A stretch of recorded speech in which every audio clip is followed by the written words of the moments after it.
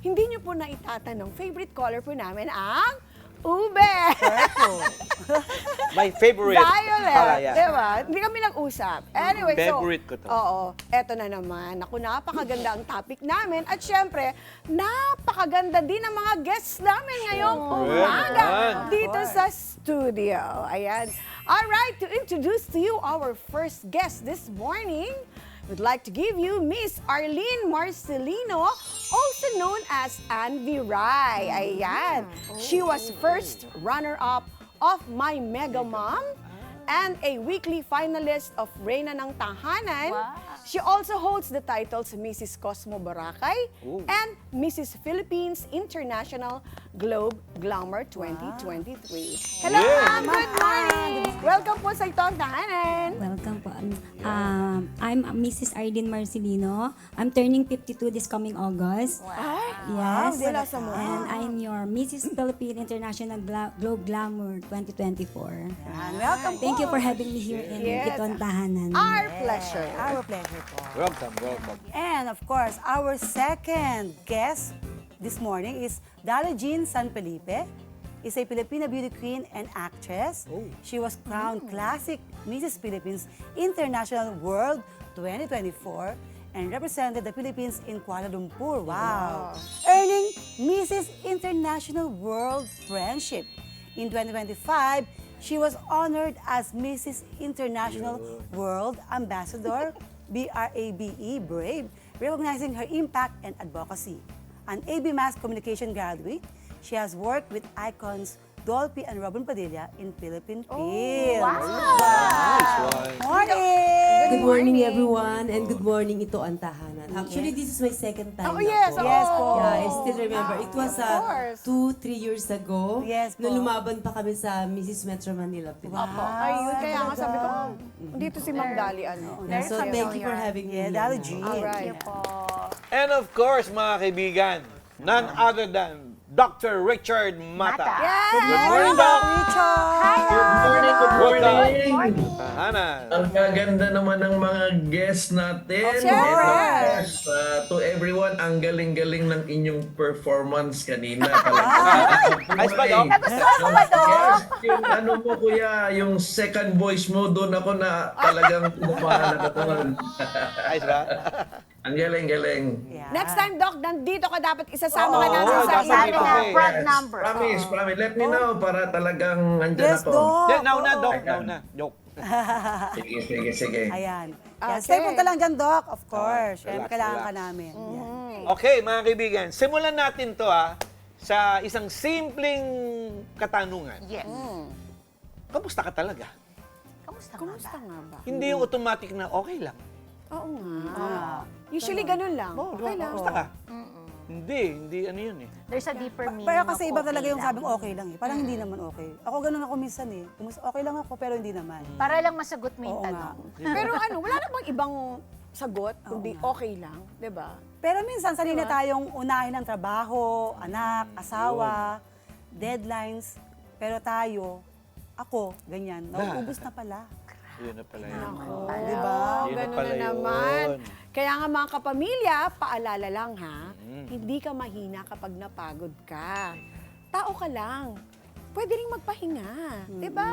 Correct. O ikaw, kailan mo huling inalagaan ang sarili mo?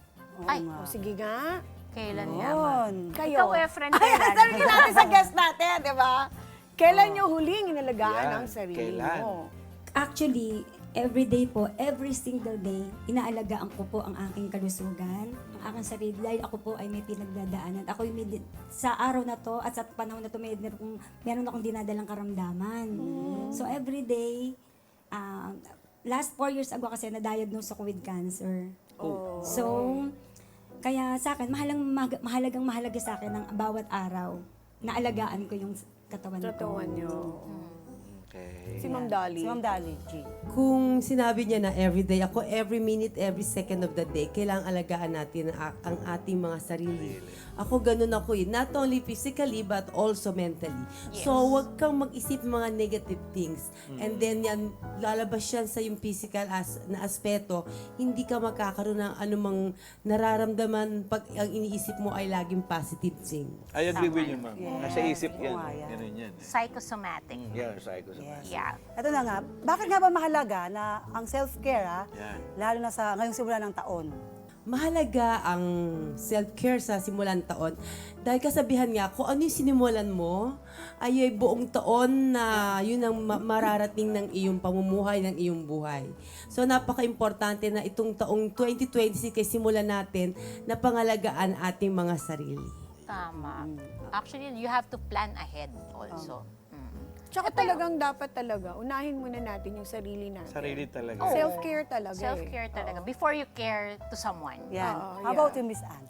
Tsaka po kasi once na nagsimula ka na full of energy, at the end of the day, pure energy lang ang lalabas lahat sa'yo, puro good vibes. So, yun lang po ang lagi kong Tama. nilalagay sa akin, lalo na sa katulad ko po. Oo nga. Yan. Doc? Doc Yes. Richard. Kayo Oh, po yeah. ba? Paano yung sisimulan ng taon ng yung Yan, Doc, self-care? kayo. Ayan. Ay, kagabi nag-gather kami ng aming mga relatives at ako yung may BP aparato. Yan ang ginagawa Ay, ko po. ganun? Blood pressure kayong lahat kaagad. Yan din ang suggestion ko sa lahat. Ang tanong, kailan kayo na huling nakapa-blood pressure? Ngayon, ang nangyari, sa dami namin, talagang may nahuli akong antaas ng blood pressure. Wala pang 40 years old. Umabot na ng magma 180 over 115. Naku, ang taas And nun. ano na yon, parang hypertensive crisis na yon. Yes. And although wala siya masyadong nararamdamang severe, medyo masakit lang yung ulo, but that's the point na nahuli natin.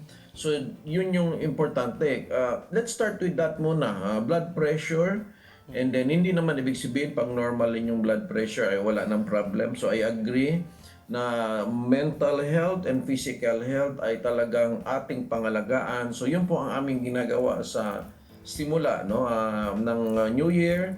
Then the next time niyan is magpa-blood test po. Kasali na din po yan, yung mga basic blood test. Kasi kailangan yung pagkaalam nating healthy tayo, hindi lang yung nararamdaman natin. Kundi based on laboratory and blood pressure, masabing normal tayo. Pero chef, meron akong naisip lang. Kasi usually pag nag-gather tayo, di ba, andyan yung kwentuhan lang, di ba? Maganda yung naisip kong ganun, si Doc. Ako na. Bit-bit niya yung BP. Meron akong BP. Di ba? Bit-bit niya yung... Mukhang Kailangan kailangan. ganun eh. Mukhang kailangan. Oo, bago mag-usap-usap, mag-BP muna tayong lahat. Oo, Para nga. maganda yan. Oo nga. Let's do it, ha? 2026. Gawin natin yan, ha? Doc, maganda nga payo yan. Diba? Actually, Pabor sa amin yan, Doc. Pabor Pabor sa amin. Tama. Maganda yung BP na digital para madali na lang. Yes, digital. Oo, mas madali yun. May pulse Okay lang oximeter yun. pa ako, Doc. Ayun, Perfect. Ako, Doc, actually, may case na ako niyan. Wala pa laman. Case lang. Ayan, syempre dahil nga napag-usapan natin itong mga health Ayan. awareness with this, ano nga ba ang epekto ng stress kapag usually pinabayaan mo o hinayaan mo? Kung ano ka? Ano ba? Kayo po, sa inyo po. Marami ang epekto ng stress. Like, unang-una, nakakatanda. Yan. Lalabas na yung mga wrinkles natin. Ayun po ba yung sikreto nyo? Kaya pala. Kailangan less stress lang. Less stress. Sa kalagayan nga namin bilang isang beauty queen, so, syempre dumadaan kami sa mga stressful na bagay, especially pag pageant night na, diba, yung question and answer, pag yung pasarela portion,